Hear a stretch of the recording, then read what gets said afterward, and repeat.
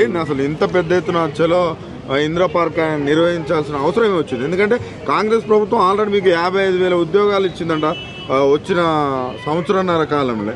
అంటే మీరు జాబులు కొట్టలేక మీకు చదవ చేతగా ఈడికి వచ్చిరా, లేకపోతే నిజంగానే నిరుద్యోగం ఉందా? కాంగ్రెస్ గవర్నమెంట్ అధికారంలో లేనప్పుడు, ప్రతిపక్షంలో ఉన్నప్పుడు, అదే బీఆర్ఎస్ గవర్నమెంట్ అధికారంలో ఉన్నప్పుడు చెప్పిన మాట ఇదే. రేవంత్ రెడ్డి సార్ ఏమన్నారంటే, మమ్మల్ని గెలిపించండి, మేము అధికారంలో రాగానే 2 లక్షల ఉద్యోగాలు ఒక మొదటి సంవత్సరంలోనే ఫిల్అప్ చేస్తాం, మేము ఫస్ట్ చేసే పనే అది అని చెప్పేసి మేము నమ్ముకున్నాం. ఎందుకు మా వంతు మేము ప్రయత్నాలు చేసి పార్టీని గెలిపించుకున్న తర్వాత నోటిఫికేషన్లు అంటే మొత్తం కేసీఆర్ గవర్నమెంట్ ఇచ్చిన నోటిఫికేషన్లే వీళ్ళు అపాయింట్మెంట్ ఇచ్చారు అంతే. కేసీఆర్ నోటిఫికేషన్ ఇచ్చింది కేసీఆర్ గవర్నమెంట్, ఎగ్జామ్ రిక్రూట్ చేసింది కేసీఆర్ గవర్నమెంటే, అపాయింట్మెంట్ ఇచ్చిందే వీళ్ళు. ఆ మాత్రం మొత్తం మా దాంట్లో మేమే ఇచ్చినని చెప్పేసి 55,000 60,000 అని చెప్పి చెప్పించుకుంటున్నారు. మీరు 55,000 60,000 అంటున్నారు కదా, మీడియా ముందు కాదు చెప్పడం.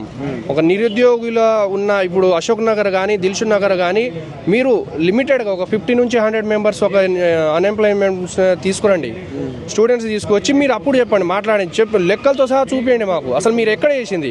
ఎగ్జాంపుల్ వాళ్ళు వేసే 55,000 60,000 లెక్కలో 15,000 నుంచి 15,000 కానిస్టేబుల్ ఎస్ఐ ఉద్యోగాలు కూడా వాళ్ళు యాడ్ చేసుకురు.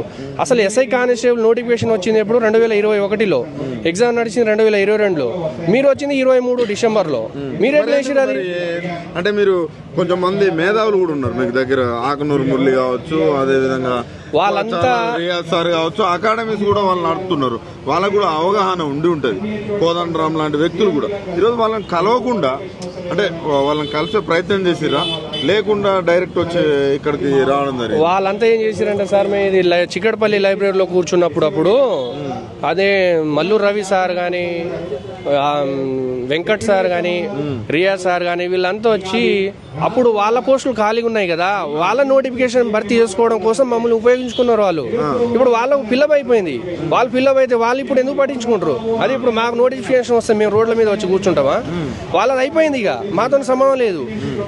ఈ రాజకీయ నాయకులు, ఈ రాజకీయ పార్టీలు చేసే పనులు ఏంటంటే ముఖ్యంగా వాళ్ళ సీట్లు భర్తీ చేయడం కోసం ఎంత మోసం చేయడానికైనా సిద్ధంగా అవుతున్నారు వాళ్ళు. అట్లా వాళ్ళ సీట్లు భర్తీ అయిపోయినాయి, ఇప్పుడు ఇక అవసరం లేదు వాళ్ళకు. విద్యాశాఖ కూడా ముఖ్యమంత్రి దగ్గరనే ఉంది. ముఖ్యమంత్రి ఎప్పుడైనా నేను కలుస్తా, ప్రజావాణిలో నేను ఎప్పుడైనా అందుబాటులో ఉంటారు మా మంత్రులు కానీ. మంత్రులే ఎమ్మెల్యేలే కలవట్లేరు ఇక్కడ, సీఎం సార్ కలవడం కాదు. ఒక ఎమ్మెల్యేని కలిసి పోయి మా బాధలు చెప్పుకుందాం అంటే ఎమ్మెల్యేలు కలిసే పరిస్థితి లేదు, మంత్రులు కలిసే పరిస్థితి లేదు. ఏ మంత్రి కానీ, ముఖ్యమంత్రి కానీ, ఎమ్మెల్యేలు కానీ, ఏ ప్రజాప్రతినిధి అయినా తెలంగాణ గవర్నమెంట్లో వచ్చిన మొదటి సంవత్సరం 2 లక్షలు ఫిల్అప్ చేస్తా ఉన్నారు కదా, ఆ పర్పస్లో ఒక్కరు కూడా మాట్లాడట్లేరు. అంత బోగస్ మాటలు. 60,000 ఇంకో 4 రోజులు అయితే మేము అట్లనే కూర్చుంటే, ఏం మాట్లాడకుండా కూర్చుంటే 1,60,000 చెప్తారు, ఇంకో 4 రోజులు అయితే 2 లక్షలు చెప్పేస్తారు. అయిపోయింది, మేము ఇచ్చేసినాం అంటారు. నోటి మాటలు మీడియా ముందు అయిపోయింది. ఇక ఇచ్చుడు లేదు, సచ్చుడు లేదు, ఈ చెప్పుడు మాత్రం ముఖ్యం. ఎక్కడ ఇచ్చిరన్నా అంత ఈ ఎస్ఐ కానిస్టేబుల్ ఉద్యోగాలు? మేము వస్తే జియో 40